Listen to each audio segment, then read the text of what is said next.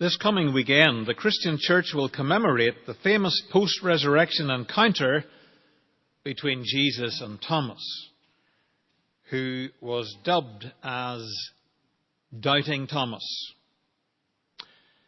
We will take a closer look at Thomas in a few weeks' time when we wind up our series of studies on the 12 disciples. But for today, we're just going to focus on the incident that occurred shortly after the resurrection. The account of Doubting Thomas in John's Gospel is often told as a lesson about the veracity and triumph of the Christian faith. Yet on closer examination, it is a story about wounds. Let me read again verse 27 of John 20.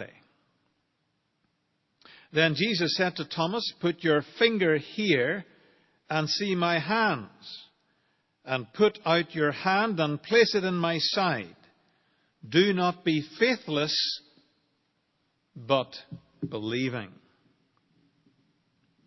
When Jesus returns to the disciples on the other side of death,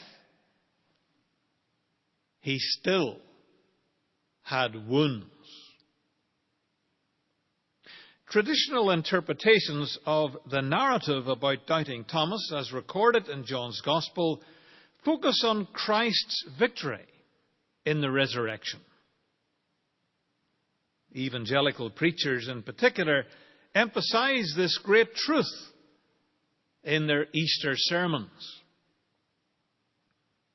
The standard way the story of Thomas is presented is as follows. Thomas, one of the disciples, is the doubter who comes to belief only after witnessing evidence of the resurrection. The encounter features Thomas's doubt and the invitation extended to him by the risen Christ to receive the evidence he needs. Thomas professes his faith with the exclamation, "My Lord and my God." The climax of the story is the moment when Thomas proclaims his belief in Jesus as the Christ.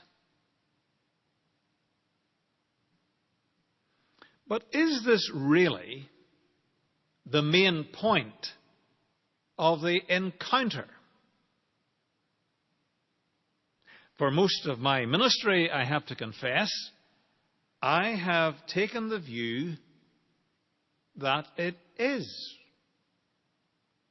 I have preached sermons several times over the years, immediately after Easter, stressing this very point.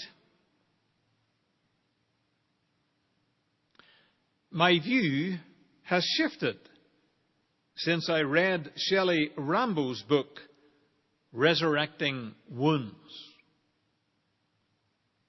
In the book, she writes this: when Jesus miraculously appears to his disciples following his death, he returns with the marks of suffering still on his body.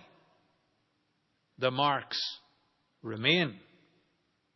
And he displays these wounds and invites the disciples gathered around him to see and to touch them.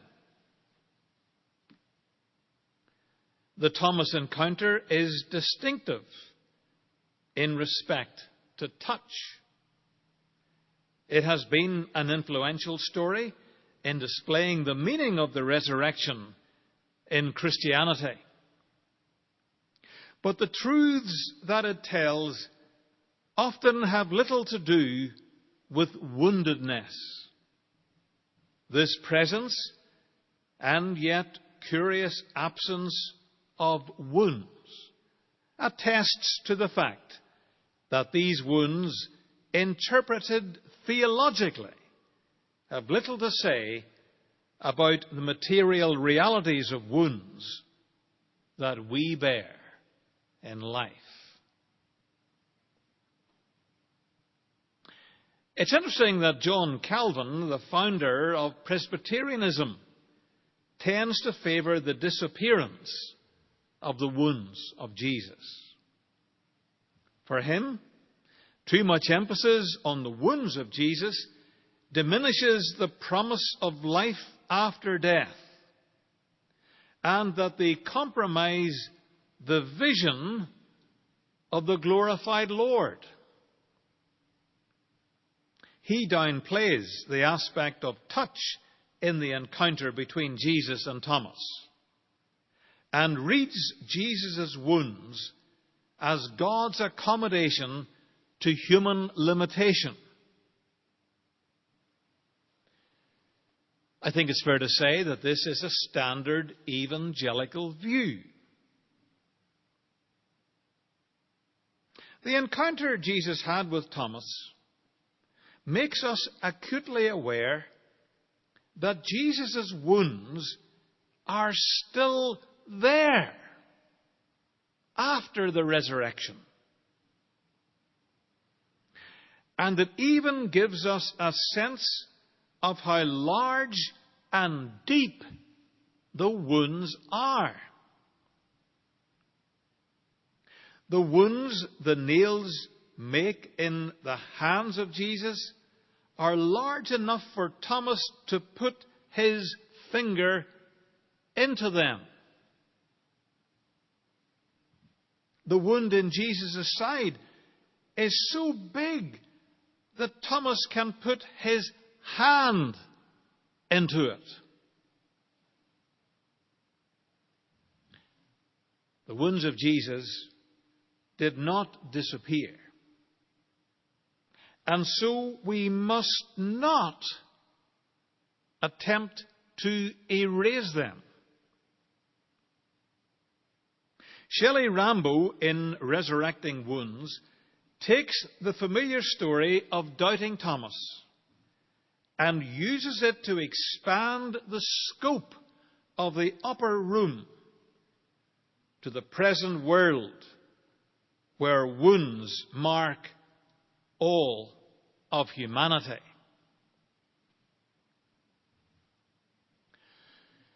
We are living through very difficult times in our world. At this particular time, we are reminded every single day that some wounds are so deep they never go away. We have all been horrified and saddened by the reports of Russia's invasion of Ukraine that began 8 weeks ago tomorrow. It's very difficult to get accurate figures, but from my bit of research, it would appear that approximately 2,000 people have been killed and around 2,700 others have been injured. It's likely there are many more in both categories. And it's also likely that this will continue in the foreseeable future. What characterizes the Orthodox and evangelical Christians in Ukraine during this Easter season? Is it the triumph and joy of the resurrection of Jesus from the tomb? Maybe it is. But for those Christians whose churches and monasteries have been destroyed, recall the resurrection of Jesus at Easter. His wounds remain. And those wounds are very deep and very ugly. Next Monday is Anzac Day. It is a national day of remembrance in Australia and New Zealand that commemorates all Australians and New Zealanders who served and died in all wars. conflicts and peacekeeping operations. While rightly we celebrate the freedom that we enjoy today in Australia, the reality is that the wounds of war in our world remain. We have evidence of that in the chapel in which we worship today. The principal feature of this Warriors' Chapel is the memorial window, which highlights the theme of victory through sacrifice. The booklet set on a hill that tells the story of St. Andrew's Church states as follows, in the reference to the window here. In the foreground are men and women representative of the services. In the middle distance, the earth and sea. And above is Christ, risen and victorious, calling to himself those who have paid the supreme sacrifice.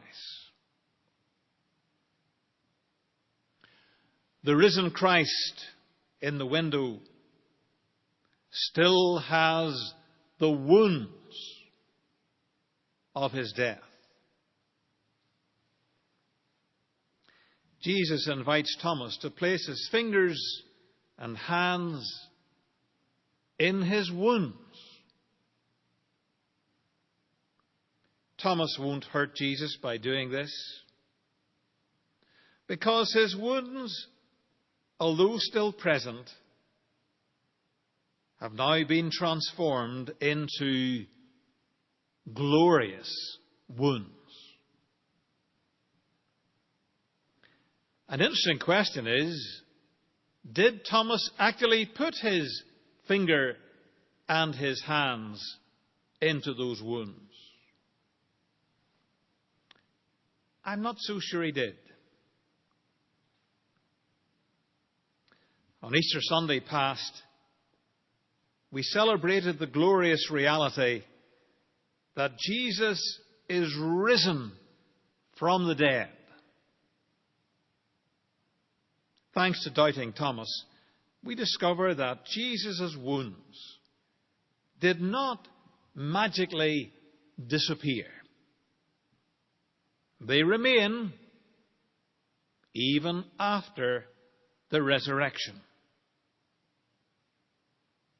These wounds show Jesus has emerged victorious from a battle against evil and death. The fact that Jesus still bears his wounds after the resurrection is a tremendous sign of hope in our world, where the deep wounds of war remain.